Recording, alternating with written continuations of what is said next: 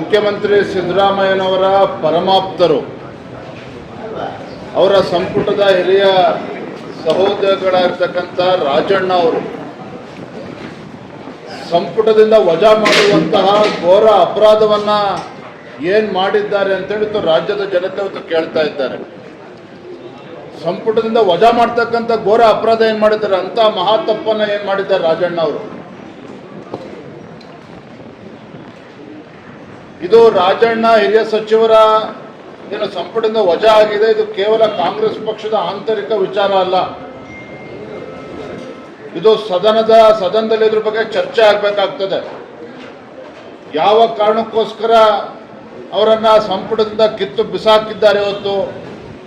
ರಾಹುಲ್ ಗಾಂಧಿಗೆ, ಕಾಂಗ್ರೆಸ್ ಪಕ್ಷಕ್ಕೆ ಇವತ್ತು ಪರಿಷ್ಠ ಪಂಗಡದವ್ರ ಬಗ್ಗೆ ಇಷ್ಟನೇ ಅವರು ಇಟ್ಟಿರ್ತಕ್ಕಂಥ ಪ್ರೀತಿ ವಿಶ್ವಾಸ ಹಾಗಾದ್ರೆ. ರಾಹುಲ್ ಗಾಂಧಿ ಅವರು ಕಳೆದ ವಾರ ಬೆಂಗಳೂರಿಗೆ ಬಂದು ಚುನಾವಣಾ ಆಯೋಗದ ಮೇಲೆ ಆರೋಪಗಳನ್ನು ಮಾಡಿ ಭಾರತೀಯ ಜನತಾ ಪಾರ್ಟಿ ಕೇಂದ್ರದಲ್ಲಿ ಅಕ್ರಮವಾಗಿ ಅಧಿಕಾರಕ್ಕೆ ಬಂದಿದೆ ಅನ್ನೋ ರೀತಿ ಬಿಂಬಿಸಿ ದೇಶದ ಜನತೆ ಮುಂದೆ ಚುನಾವಣಾ ಆಯೋಗಕ್ಕೂ ಕೂಡ ಹೋಗಿ ಅಲ್ಲಿ ದೂರನ್ನು ಕೊಡದೇ ಪಲಾಯನವಾದ ಮಾಡಿರ್ತಕ್ಕಂಥದ್ದು. ಮತ್ತೊಂದು ಕಡೆ ರಾಜಣ್ಣ ಅವರು ಸತ್ಯವನ್ನು ಬಹಿರಂಗಪಡಿಸಿದಾಗ ಅವರು ಸಂಪುಟದಿಂದ ವಜಾಗೊಳಿಸಿರ್ತಕ್ಕಂಥದ್ದು ಇದು ಖಂಡಿತ ಸರಿಯಲ್ಲ. ಇದು ಹಾಗಾಗಿ ಇವತ್ತು ಎರಡೂ ಸದನದಲ್ಲಿ ನಾವಿವತ್ತು ರಾಜ್ಯದ ಮುಖ್ಯಮಂತ್ರಿಗಳಿಂದ ನಾವು ಉತ್ತರವನ್ನು ಬಯಸ್ತಾ ಇದ್ದೇವೆ. ಯಾವ ಕಾರಣಗಳಿಗೆ ಇವತ್ತು ಹಿರಿಯ ಸಚಿವರಾಗಿದ್ದಂಥ ರಾಜಣ್ಣ ಅವರ ರಾಜೀನಾಮೆಯನ್ನು ನೀವು ಪಡೆದುಕೊಂಡಿದ್ದೀರಿ, ಇದು ನಿಮ್ಮ ಕಾಂಗ್ರೆಸ್ ಪಕ್ಷದ ಆಂತರಿಕ ವಿಚಾರ ಅಷ್ಟೇ ಅಲ್ಲ, ಸತ್ಯವನ್ನು ಬಹಿರಂಗಪಡಿಸಬೇಕು. ಸದನ ನಡೀತಾ ಇರ್ತಕ್ಕಂಥ ಸಂದರ್ಭದಲ್ಲಿ ನೀವು ಅವ್ರನ್ನ ಸಂಪುಟದಿಂದ ಕೈ ಬಿಟ್ಟಿದ್ದೀರಿ ಅಂತ ಹೇಳಿದ್ರೆ ಸದನಕ್ಕೂ ಕೂಡ ತಿಳಿಸುವಂಥ ಕರ್ತವ್ಯ ಮಾನ್ಯ ಮುಖ್ಯಮಂತ್ರಿಗಳದು. ಹಾಗಾಗಿ ಎರಡೂ ಸದನದಲ್ಲಿ ನಾವು ವಿಚಾರವನ್ನು ಚರ್ಚೆ ಮಾಡ್ತೇವೆ.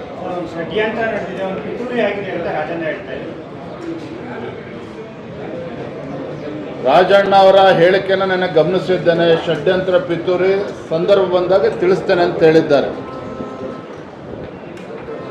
ಆದರೆ ಇವತ್ತು ಎದ್ದಿರ್ತಕ್ಕಂಥ ಪ್ರಶ್ನೆ ಏನು, ಸಂವಿಧಾನದ ಪುಸ್ತಕವನ್ನು ಕೈಯಲ್ಲಿ ಹಿಡ್ಕೊಂಡು ಇಡೀ ದೇಶಾದ್ಯಂತ ತಿರುಗ್ತಕ್ಕಂಥ ರಾಹುಲ್ ಗಾಂಧಿ ಸತ್ಯವನ್ನು ಅರಗಿಸ್ಕೊಳ್ತಕ್ಕಂಥ, ಸತ್ಯವನ್ನು ಕೇಳ್ತಕ್ಕಂಥ ಧೈರ್ಯ ಇರಲಿಲ್ವ ಹಾಗಾದ್ರೆ ರಾಹುಲ್ ಗಾಂಧಿಗೆ?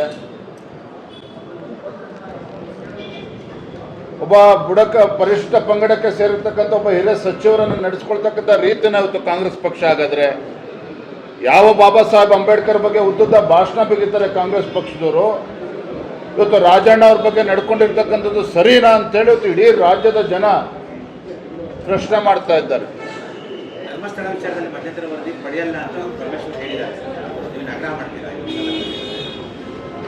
ಧರ್ಮಸ್ಥಳದ ವಿಚಾರದಲ್ಲಿ ನಿನ್ನೆಯೂ ಕೂಡ ನಮ್ಮ ಶಾಸಕಾಂಗ ಪಕ್ಷದಲ್ಲಿ ಸುದೀರ್ಘವಾಗಿ ಚರ್ಚೆ ಆಗಿದೆ. SIT ಎಲ್ಲೋ ಒಂದು ಕಡೆ ಹಾದಿ ತಪ್ತಾ ಇದೆಯಾ? ಇವತ್ತು ಬೇರೆ SDP ಮತ್ತು ಬೇರೆ ಕಮ್ಯುನಿಸ್ಟ್ ಅವರ ಇದರಿಂದ ನಿಂತಿದ್ದಾರೆ. ಇವೆಲ್ಲವೂ ಕೂಡ ಗುಮಾನಿಗಳಿಗೆ ಆಸ್ಪದವನ್ನು ಮಾಡಿಕೊಟ್ಟಿದೆ. ಹಾಗಾಗಿ ಈ ವಿಚಾರವನ್ನು ಕೂಡ ನಾವು ಪ್ರಸ್ತಾಪ ಮಾಡ್ತೇವೆ. SIT ಅಂತ ತನಿಖೆ ನಡೆಸ್ತಾ ಇದೆ, ಅದ್ರ ಬಗ್ಗೆ ನಮ್ದು ಯಾವುದೂ ಅಭ್ಯಂತರ ಇಲ್ಲ. ಸತ್ಯ ಹೊರಗೆ ಬರಬೇಕು ಅಂತಕ್ಕಂಥ ಅಪೇಕ್ಷೆ ಈ ನಾಡಿನ ಜನತೆದು. ಆದರೆ ಧರ್ಮಸ್ಥಳ ಮಂಜುನಾಥೇಶ್ವರ ಕೋಟ್ಯಾಂತರ ಭಕ್ತರು ಇದ್ದಾರೆ. ಆ ಭಕ್ತಾದಿಗಳ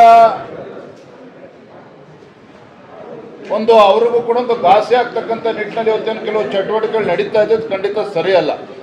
ಹಾಗಾಗಿ ಸದನದಲ್ಲೂ ಕೂಡ ರಾಜ್ಯ ಸರ್ಕಾರದಿಂದ ನಾವು ಉತ್ತರವನ್ನು ಬಯಸ್ತೇವೆ, ಇದ್ರ ವಿಚಾರವನ್ನು ಚರ್ಚೆ ಮಾಡ್ತೇವೆ.